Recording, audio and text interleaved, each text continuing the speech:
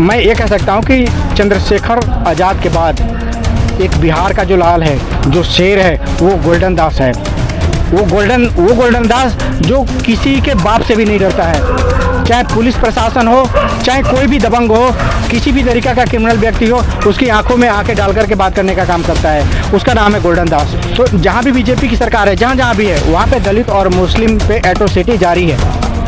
ये आप देख सकते हैं। हर जगह आप देखिए, कहीं पे दलित बेटी का रेप हो रहा है, किसी दलित को पीटा जा रहा है, किसी दलित को घोड़ी पे चढ़ने पे रोका जा रहा है। तमाम एट्रोसिटी आप देख सकते हैं। उसी तरीके से मुस्लिम के साथ ऐसा हो रहा है।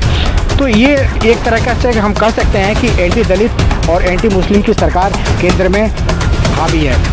नहीं साथियों, जय भीम। मैं मेवालाल और आप देख रहे हैं बहुजन समय। इस समय मैं यहाँ जंतर मंतर पे आया हूँ। एक बहुत बड़ा प्रोटेस्ट था, उसमें हमारे साथ ओम प्रकाश जी हैं, पत्रकार हैं पेशे से। इनसे जानूंगा कि गोल्डन दास से आज कई महीनों हो गए, लेकिन अभी तक वो जेल से छूट नहीं रहे हैं। उनको पुलिस का दिखा रहा है कि पुलिस वाले वहाँ पर ज़बरदस्ती वहाँ डंडा चला रहे हैं, तोड़ फोड़ कर रहे हैं, लेकिन उनको उल्टे इल्ज़ाम में उनको बंद कर दिया है। क्या कहेंगे सर, कैसे छूटेंगे गोल्डन दास जी? सर, छूटेंगे इसके लिए संघर्ष करना पड़ेगा, क्योंकि ये सरकार जो है ना, एंटी दलित सरकार है, एंटी मुस्लिम सरकार हावी है। सेंटर में भी है और यूपी में भी है और बिहार में भी है। बिहार में कहने के लिए जेडीयू की सरकार है, लेकिन वो मिलीजुली बीजेपी की सरकार है। तो वहाँ पे जेडीयू की सरकार नहीं मान करके चलिए, वहाँ पे बीजेपी की सरकार है। और बीजेपी जहाँ भी रहेगी, वहाँ पे दलित और मुस्लिम पे अत्याचार जारी रहेगा। तो जहाँ भी बीजेपी की सरकार है, जहाँ भी है, वहाँ पे दलित और मुस्लिम पे एट्रोसिटी जारी है। ये आप देख सकते हैं। हर जगह आप देखिए, कहीं पे दलित बेटी का रेप हो रहा है, किसी दलित को पीटा जा रहा है, किसी दलित को घोड़ी पे चढ़ने पे रोका जा रहा है। तमाम एट्रोसिटी आप देख सकते हैं। उसी तरीके से मुस्लिम के साथ ऐसा हो रहा है। तो ये एक तरीके से हम कह सकते हैं कि एंटी दलित और एंटी मुस्लिम की सरकार केंद्र में हावी है। नहीं, जैसे गोल्डन दास तो वहाँ अपना गलती भी तो मान रहे हैं ना, उन्होंने गलती किया है। गलती क्या है सर?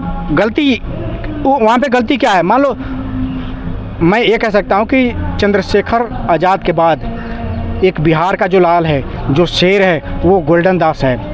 वो गोल्डन दास जो किसी के बाप से भी नहीं डरता है।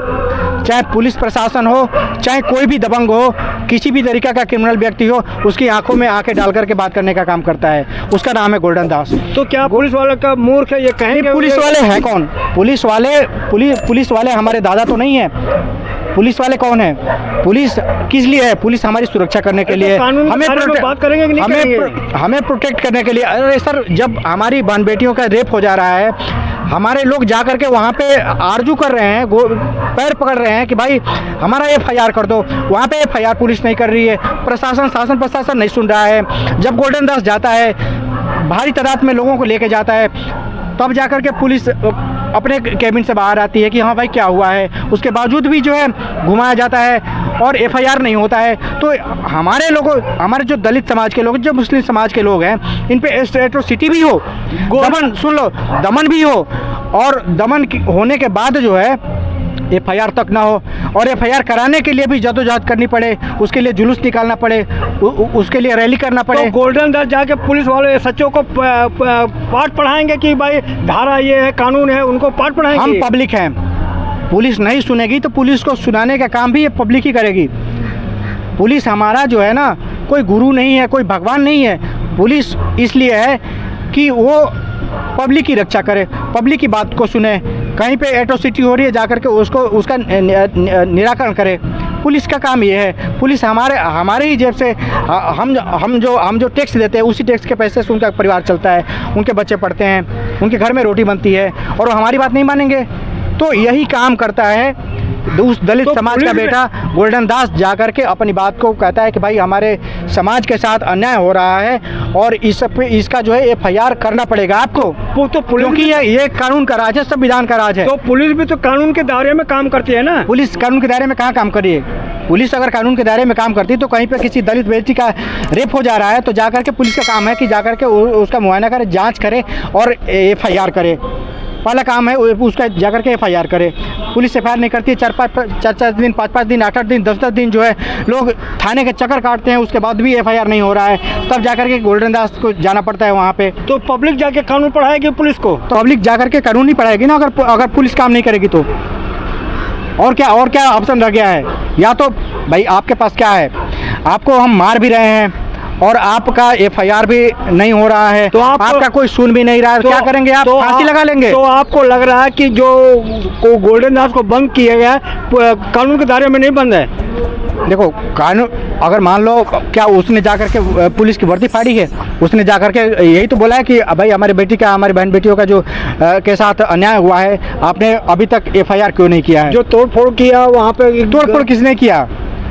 तोड़फोड़ किसने किया? गोल्डन दास को किसी ने देखा तोड़फोड़ करते हुए?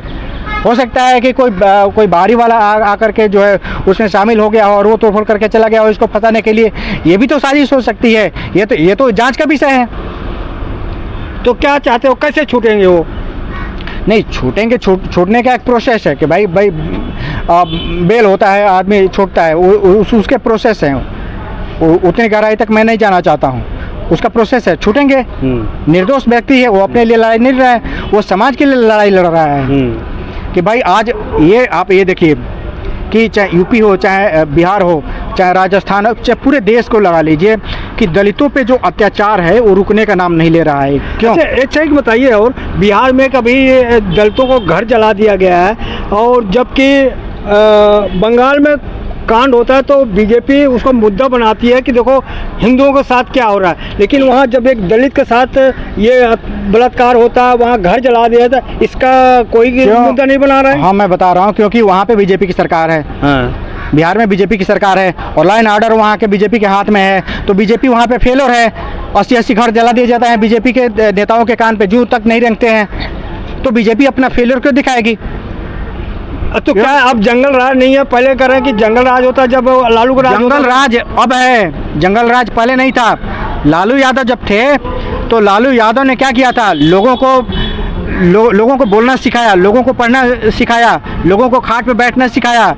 जो लोग अपना जो है दलित समाज के जो लोग थे, चप्पल हाथ में उठा करके जो है सवर्णों के सामने से गुजरते थे, आकर के उसको जो है लालू यादव रोकने का काम किया, उसका नाम है लालू यादव।